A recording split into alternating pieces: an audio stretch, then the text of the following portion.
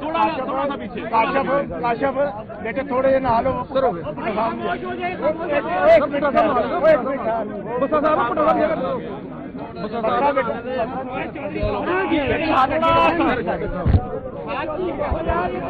आप आए ना थोड़ी जगह देना कैमरा ब्लॉगर नहीं शुरू होगा थोड़ा सा पीछे हो जाए मतलब जी थोड़ा ये बड़ा जरूरी है नवाज साहब थोड़ा चलता है खामोशी जी खामोशी प्लीज मैं आ गई हूँ बिस्मिल्लाहिर्रहमानिर्रहीम। बहुत शुक्रिया जी, मैं तमाम कोर्ट रिपोर्टर्स का मीडिया के नुमाइंदगान का शुक्रगुजार हूँ। आज हम फिर शहबाज शरीफ साहब के उस केस में पेश हुए जो उन्होंने इमरान अहमद नियाजी के खिलाफ 2017 में दायर किया था, जिसमें इमरान नियाजी के खिलाफ एक हत्के इज्जत का दावा दायर किया गया। इमरान अहमद नियाजी ने उस वक्त एक झूठा इल्जाम लगाया कि मियां शहबाज शरीफ ने उनको पनामा केस वापस लेने के लिए 10 अरब रुपए ऑफर किए हैं। आज इस केस में मेरे पर जिरा हुई और मैंने कोर्ट के रूबरू तमाम सवालात के जवाब दिए कि इस झूठे मनगढ़ंत बेबुनियाद बयान से ये इमरान अहमद नियाजी ने 2017 में दिया, उससे न सिर्फ शहबाज शरीफ साहब की साख को मुतासर करने की कोशिश की, बल्कि एक झूठा प्रोपेगेंडा किया जो तमाम अखबारात में शाया हुआ, जो मुख्तलिफ टीवी प्रोग्राम्स के अंदर उसको दोहराया गया और उसमें इन इल्जामात की बुनियाद पर सियासत की गई। तो ये झूठे इल्जामात, इसका जवाब देना होगा। देखिए, पहले ही बहुत सारी अदालतों में जो हत्या इज्जत के दावे हुए थे, मैंने पिछली मरतबा भी जिक्र किया कि एक बैरून मुल्क बैठा शख्स, उसके खिलाफ लंदन की अदालत ने भी एक ऑर्डर पास किया और उसको झूठा करार दिया। उसने पाक फौज पे, इदारों पे इल्जामात लगाए जो झूठे साबित हुए लंदन की अदालत में, और उसको न सिर्फ हर्जाना देना पड़ा बल्कि जितना कोर्ट के अखराजात थे वो भी अदा करने पड़े हैं। एक सर्टिफाइड झूठा डिक्लेयर हुआ मुल्क से बाहर बैठा तहरीक इंसाफ का एक कारकुन, एक शख्स जो दिन रात पाकिस्तान के खिलाफ प्रोपेगेंडा में मसरूफ अमल है। इसी तरह इकोनॉमिस्ट लंदन का एक बहुत ही बायानाज, बहुत ही मारूफ जरीदा है जिसके अंदर ओवन बेनेट जोन्स, एक बड़े मारूफ सहाफी, उन्होंने कल एक स्टोरी शाया की कि इमरान अहमद नियाजी के जितने फैसले हैं वो कॉम्पिटेंस की बुनियाद पे, गवर्नेंस की बुनियाद पे, मुल्क के बेहतरीन मफाद में नहीं होते थे। वो एक रूहानियत का लिबादा ओढ़े उनकी अहलिया असरअंदाज होती थी सरकारी फैसलों के ऊपर। वो बताती थी कि कौन सी तैनाती कहां होगी, कौन से मुल्क के साथ अच्छे ताल्लुकात होंगे, किस मुल्क के साथ थोड़ा सा रिजर्व ताल्लुकात रखने हैं, और ये तमाम मामला जो रूहानियत के लिबादे में था, ये बाकायदा सुपरस्टिशन की बुनियाद पे, लफ्ज यूज हुआ है सुपरस्टिशन, तो ये बाकायदा एक उनकी अपना एक रूहानियत का आइडिया था जिसके तहत ये फैसले किए जाते थे। और ये तमाम फैसलों पर वो ना सिर्फ असरअंदाज होती थी बल्कि वो इंश्योर करती थी कि ये हर फैसला उस पर अमल दरामद हो। तो ये आज के दौर में भी इस तरह की सुपरस्टिशंस करना, इस तरह के मामलात करना जिनका लॉजिक के साथ, रीजनिंग के साथ, और गवर्नेंस और पॉलिटिक्स एक आर्ट है जिसके अंदर आपको एक्सपर्ट ओपिनियन चाहिए होता है। फॉरेन पॉलिसी के एक्सपर्ट्स होते हैं, वो आपको बताते हैं कि फॉरेन पॉलिसी में आगे कैसे बढ़ना है। इकोनॉमी के एक्सपर्ट्स होते हैं, वो आपको बताते हैं कि इकोनॉमी में आगे कैसे बढ़ना है। और हर फील्ड का एक स्पेशलिस्ट होता है। मगर लंदन के जरीदे ने यह कहा है कि ये एक्सपर्ट को नहीं पूछते थे, ना फॉरेन पॉलिसी में, ना इकोनॉमी के हवाले से, ना डोमेस्टिक पॉलिसी के हवाले से, और ना ही मुल्क को आगे लेके जाने के हवाले से। ये तमाम तर फैसले उनकी अहलिया बताती थी, बुशरा बीबी, कि ये फैसले किस बुनियाद पे करने हैं। اور اس بنیاد پہ آپ نے دیکھا بزدار کو وزیر اعلیٰ لگایا گیا. اس بنیاد پہ آپ نے دیکھا کہ بہت بہت اہم فیصلے اس ملک کے جن کا تعلق ملک کی سالمیت، ملک کی آگے بڑھنے سے تھا، ملک کی ترقی کے ساتھ تھا، وہ تمام فیصلے اس سپرسٹیشن کے اندر کیے گئے. اور ایک بندہ جو اس طرح کے معاملات کے تحت گورننس کو چلاتا ہو، یہ انتہائی افسوسناک ہے. اور جو جھوٹے الزامات اس نے پوری دنیا پہ لگائے دھرنوں کے دوران 2017 میں، یہ جو شہباز شریف صاحب پہ 10 ارب روپے کی آفر والا الزام لگایا کہ 10 ارب روپے لے لو اور یہ پاناما کیس واپس لے لو، یہ کئی بار دہرایا. یہ ٹی وی پروگرام میں دہرایا، یہ پریڈ گراؤنڈ میں جلسے کے دوران دہرایا، یہ شوکت خانم پشاور کی تقریب میں دہرایا، یہ کراچی ایئرپورٹ پہ کارکنان سے خطاب کے دوران دہرایا. اس شخص کی تاریخ یہ ہے کہ یہ جب بولے گا جھوٹ بولے گا، اور جب فیصلہ کرنے پہ آتا ہے تو آج دنیا کے جریدے یہ کہہ رہے ہیں کہ فیصلوں کے پیچھے ایک پورا سسٹم تھا جھوٹ کا، بہتان کا، اور وہ تمام فیصلے وہ خاتون خانہ کرواتی تھیں. اپنی ایک انہوں نے اپنا ہی روحانی سلسلہ بنایا تھا. بندہ پوچھے دنیا کے اندر ادارے ہیں اور بڑے بڑے عالم فاضل مفتی صاحبان موجود ہیں جو دین کی تعلیم دیتے ہیں، جو عزت کی جگہ پہ ہیں. جامعہ ازہر ہے، دنیا کے اندر یونیورسٹیز ہیں.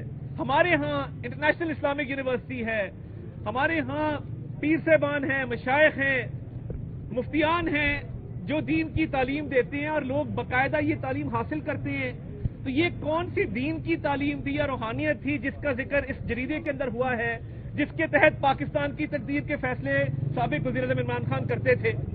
اور ان کی سیاست جھوٹ، منافقت اور الزام تراشی کے علاوہ کچھ نہیں ہے. آج خیبر پختونخوا کے صوبے میں مجھے بتائیں کتنے ہسپتال، یونیورسٹیاں، کالج، کتنی سڑکیں بنی ہیں، کتنے میگا پروجیکٹ لے کے آئے ہیں. تصویر صاف کر لو، چپل کا ناپ دے دو، وکٹری کا نشان بنا دو، 4 نعرے لگا لو.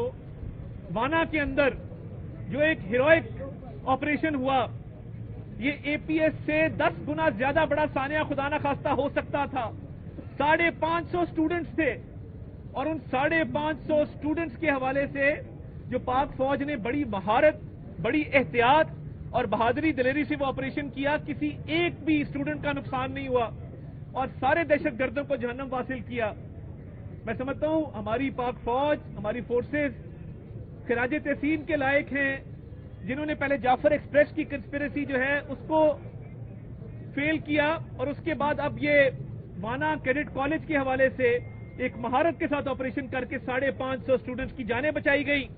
اسی طرح ابھی آئی بی ڈویژن نے اور سی ٹی ڈی نے وہ جو اسلام آباد کچہری کے باہر دھماکہ ہوا اس کے ہینڈلر سہولت کاروں کو پکڑ لیا ہے اور ان سے تفتیش جاری ہے اور بہت پیش رفت ہوئی ہے اس کیس کے اندر بھی. اس کی مزید تفصیلات سے بھی آپ کو آگاہ کریں گے.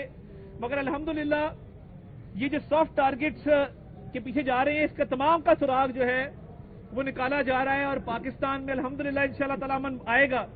اور یہ سافٹ ٹارگٹ کے پیچھے اس لیے جا رہے ہیں کیونکہ اب ان کی ہارڈ ٹارگٹ اچیو کرنے کی کیپیسٹی نہیں رہی، تو یہ اس لیے اس طرح کی حرکتیں کر رہے ہیں. مگر ہماری سیکیورٹی محفوظ ہاتھوں میں ہے. اور میں ایک بار پھر سری لنکن گورنمنٹ کا، سری لنکن کرکٹ ٹیم کا، ان کی مینجمنٹ کا، ان کے ہائی کمشنر کا شکریہ ادا کرتا ہوں. کل ہائی کمشنر میرے ساتھ تھے رات کے میچ کے اوپر، اور قوم کو بھی مبارک، وزیر اعظم نے بھی دی، بابر اعظم نے سینچری سکور کی، ٹیم نے بڑی اچھی پرفارمنس دی. سری لنکن ہائی کمشنر کا میں نے خود شکریہ ادا کیا. اس میں ڈپلومیٹک چینلز بھی استعمال ہوئے اور میں سمجھتا ہوں کہ جس طریقے سے وزیر اعظم نے رول پلے کیا، محسن نقوی صاحب اس پر لگے رہے، ہائی کمشنر سے ملاقاتیں کی، فیلڈ مارشل سید عاصم منیر نے ان کے ہاں بات کی، ان کے جو ڈیفنس فورسز کے ہیڈ ہیں ان سے. تو یہ ایک ٹیم ورک کے تحت کرکٹ اس ملک کے اندر الحمدللہ جاری و ساری ہے اور محفوظ طریقے سے جاری رہے گا. ہم اس موقع پہ زمبابوے کی کرکٹ ٹیم جو پاکستان میں ٹرائی اینگولر سیریز کھیلنے آئی ہے ان کا بھی شکریہ ادا کرتے ہیں. اور انشاءاللہ پاکستان میں کرکٹ جاری رہے گا، عوام کو اچھی کرکٹ دیکھنے کو ملے گی اور پاکستان انشاءاللہ تعالی پاکستان کا ہر شہری محفوظ رہے گا. دور میں جو ججز کو لگایا گیا تھا آج انہی ججز کو جو ہے ٹرانسفر کرنے کی باتیں کی جا رہی ہیں، لسٹیں مرتب کر دی گئی ہیں. یہ کب تک چلے گا؟ تیرا جج، میرا جج، اس کا جج، اس کا جج. دیکھیے، ایک تو مناسب نہیں ہے کہ آئینی ترمیم کے اوپر ہم اس طرح کا کامنٹ پاس کریں. یہ آئینی ترمیم کے تحت ایک پراپر پروسیجرز ہیں اور پراپر اس کا قانون کا اور ضابطہ جو ہے وہ باقاعدہ طور پہ بنایا گیا ہے. تو کوئی کسی کی پسند ناپسند پہ یہ فیصلے نہیں ہوتے, یہ فیصلے آئین اور قانون کے مطابق ہوتے ہیں.